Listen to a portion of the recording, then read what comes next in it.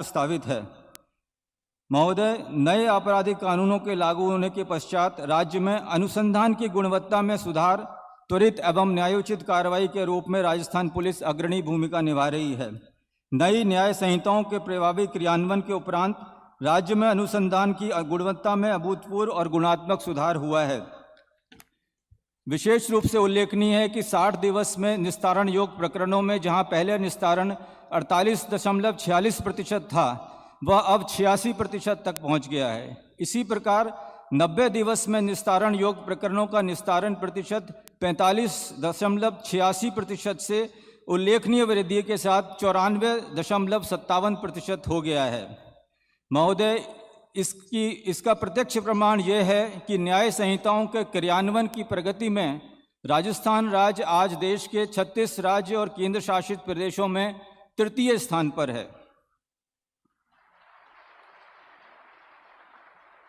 Digitalisation की दिशा में भी निर्णायक प्रगति करते हुए ई साक्ष्य ऐप के माध्यम से साक्ष्य संकलन बढ़कर 82% एवं ई समन की तामील दर भी 56% से बढ़कर 74% हो गई है।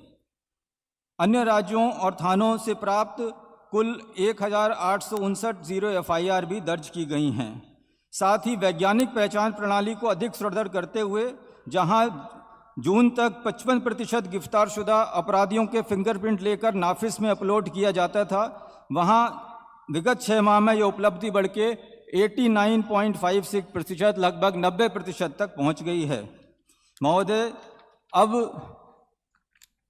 फॉरेंसिक टीम की जो विजिट है सर, जो मैंडेटरी की गई है, वो 10,000 से अधिक प्रकरणों में हमने अभी तक करा है। साथ ही साथ संगठित अपराधों के विरुद्ध 111 भारतीय न्याय संहिता के अंतर्गत 632 प्रकरण दर्ज करके 31 करोड़ की संपत्ति जब्त की गई है और लगभग 200 करोड़ से अधिक की संपत्ति की कार्रवाई माननीय न्यायालयों में विचाराधीन है। महोदय, यह सभी उपलब्धियां राजस्थान पुलिस की प्रतिबद्धता और जनहित के प्रति दृढ़ समर्पण को सशक्त रूप से प्रतिबिंबित करती है। महोदय, राजस्थान पुलिस अपने मूल मंत्र अपराधियों के प्रति कठोरता और आम नागरिकों के प्रति संवेदनशीलता को साकार करने में कृत संकल्प है और मैं आपको विश्वास दिलाता हूं कि सेवार्थ कटिबद्धता व आमजन को निरंतर सशक्त करने हेतु राजस्थान पुलिस आपके मार्गदर्शन में हमेशा आगे तत्पर रहेगी। मैं आज इस मौके पर कांस्टेबल भर्ती प्रक्रिया में जुड़े हुए सभी अधिकारी कर्मचारियों और सहयोगी विभागों का भी धन्यवाद देता हूं। एक बार पुनः हमारे केंद्रीय गृह एवं सहकारिता मंत्री श्री अमित शाह जी का हृदय से स्वागत एवं आभार। धन्यवाद। जय हिंद। आभार महानिदेशक पुलिस राजस्थान श्री राजीव शर्मा जी। और अब भारत सरकार की महत्वाकांक्षी योजना खेलो इंडिया के तहत राजस्थान पुलिस अकादमी जयपुर परिसर में एक अत्याधुनिक भव्य विशाल इंडोर हॉल का निर्माण राजस्थान राज्य क्रीड़ा परिषद जयपुर के तत्वावधान में किया गया है। देवी और सज्जनों, हम आपको बता दें, इसकी कुल लागत 4,43,80,000 रुपए है।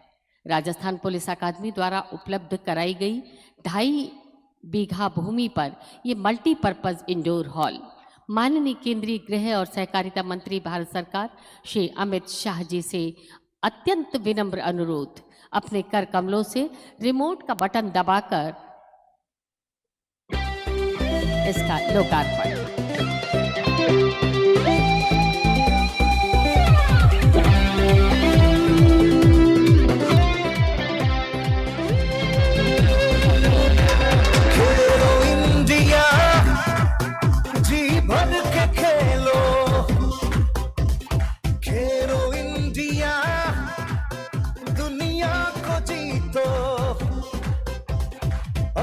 हुनर को आज दिखला भी दो, दिल से खेलो। तुम्हें वो बात है, हम सभी साथ हैं, दिखला भी दो। खुद को कर लो यकीन, क्या तैयार हो सभी। खेलो इंडिया, जी भर के खेलो। खेलो इंडिया।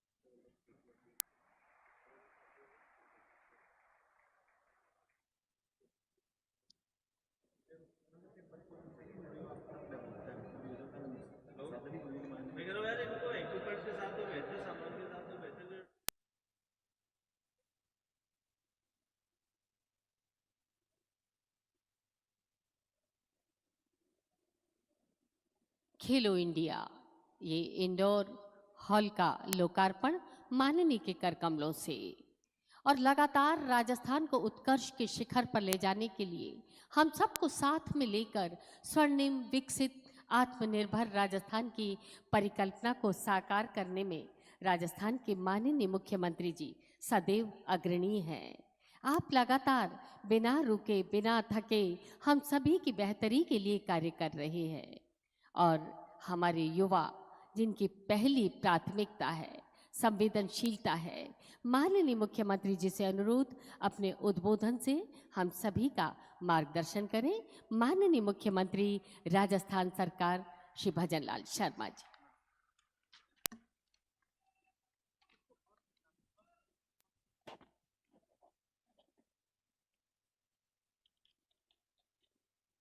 बोलिए भारत माता के, भारत माता के।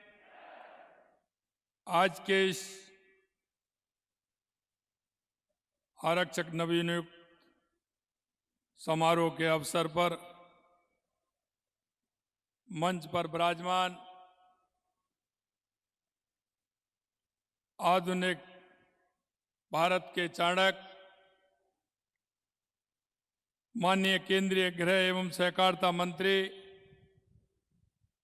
सम्मानीय अमित शाह जी, मैं आप सभी से अनुरोध करूंगा कि एक बार जोरदार तालियों के साथ माननीय हमारे गृह मंत्री जी का जोरदार तालियों के साथ स्वागत और अभिनंदन करें। आज के इस कार्यक्रम में हमारी पार्टी के प्रदेश के अध्यक्ष मदन राठौड़ जी, कैबिनेट में मेरे साथी उप मुख्यमंत्री प्रेमचंद बैरवा जी, गृह राज्य मंत्री जवाहर सिंह जी बेडम साहब, मुख्य सचिव श्री बी श्रीनिवास जी, अतिरिक्त मुख्य सचिव गृह श्री भास्कर सावंत जी, पुलिस महानिदेशक राजीव कुमार शर्मा जी, निदेशक राजस्थान पुलिस अकादमी संजीव कुमार नर्जरी जी, इस कार्यक्रम में आए सभी आरक्षी भाई बंधु और सभी आने वाले इस कार्यक्रम में मेरे भाई और बहनों, सबसे पहले तो मैं आप सभी का वंदन करता हूं, अभिनंदन करता हूं, आप सभी को मैं नमस्कार करता हूं। आज मैं सबसे पहले माननीय केंद्रीय गृह मंत्री श्री अमित शाह जी का राजस्थान की इस गौरवशाली धरा पर स्वागत और अभिनंदन करता हूं। यहां उपस्थित सम्मानित अतिथिगण और सभी महानुभावों को भी नमस्कार करता हूं। हम सबके लिए अत्यंत गौरव की बात है कि आज हमें देश के लोकप्रिय गृह मंत्री माननीय अमित शाह जी का सानिध्य मिल रहा है। साथियों, वर्तमान कालखंड देश की आजादी के बाद का यह अभूतपूर्व कालखंड है, जिसमें देश के यशस्वी प्रधानमंत्री श्री नरेंद्र मोदी जी और माननीय गृह मंत्री अमित शाह जी जैसे संकल्पित राष्ट्र सेवियों को मजबूत और कुशल नेतृत्व मिल रहा है। आपके नेतृत्व के इन 11 वर्षों में ऐसे ऐतिहासिक कार्य हुए हैं जिन्हें पहले मुश्किल ही नहीं बल्कि नामुमकिन माना जाता था, और इन कार्यों की फहरिस्त बहुत लंबी है। आपने धारा 370 हटाकर जम्मू कश्मीर को देश की मुख्य धारा में जोड़ना और देश की एकता और अखंडता को मजबूती देने का काम किया है। लोकसभा में जम्मू कश्मीर पुनर्गठन बिल पर चर्चा के दौरान आपका संबोधन आज भी देशवासियों के मानस पर पटल पर अंकित है, जिसमें आपने कहा कि हम जम्मू कश्मीर के लिए जान भी दे देंगे। देश की एकता और अखंडता के प्रति आपका ये समर्पण हम भारतीयों के लिए प्रेरणादायक है। आपका ये कार्य लौह पुरुष सरदार वल्लभ भाई पटेल जी को सच्ची श्रद्धांजलि है, जिनके देश के एकीकरण में असाधारण योगदान को कभी नहीं भुलाया जा सकता। आपके इस साहसिक निर्णय के लिए हमारे प्रोदा डॉक्टर श्यामा प्रसाद मुखर्जी जी की आत्मा को भी आपका आशीर्वाद दे रही होगी, जिन्होंने एक देश एक विधान एक निशान के लिए अपने प्राणों का बलिदान दे दिया। आपने देश की आंतरिक सुरक्षा के लिए नासूर बन चुके नक्सलवाद का सफाया करने का काम किया। आपने माननीय प्रधानमंत्री जी के नेतृत्व एवं मार्गदर्शन में अपनी प्रतिबद्धता से देश में औपनिवेशिक मानसिकता वाले कानूनों को समाप्त किया। इनकी जगह नए 3 कानून लागू कर देश की न्याय प्रणाली को अधिक लोकतांत्रिक बनाया है। आपने सीएए कानून लाकर पाकिस्तान, बांग्लादेश और अफगानिस्तान में धार्मिक उत्पीड़न से तंग आकर भारत में शरण लेने वाले अल्पसंख्यकों को भारतीय नागरिकता देने की राह खोली है। आपके कुशल नेतृत्व में पूर्वोत्तर में महत्वपूर्ण शांति समझौते हुए हैं और हाथ में हथियार लेकर घूमने वाले युवा सरेंडर और मेन स्ट्रीम में आए हैं। इसी के चलते आज पूर्वोत्तर शांति और विकास के मार्ग पर तेजी से आगे बढ़ रहा है। आज माननीय गृह मंत्री जी के इन पवित्र कर कमलों से राजस्थान पुलिस के 10,000 जवानों को नियुक्ति पत्र प्राप्त करने का अवसर मिल रहा है।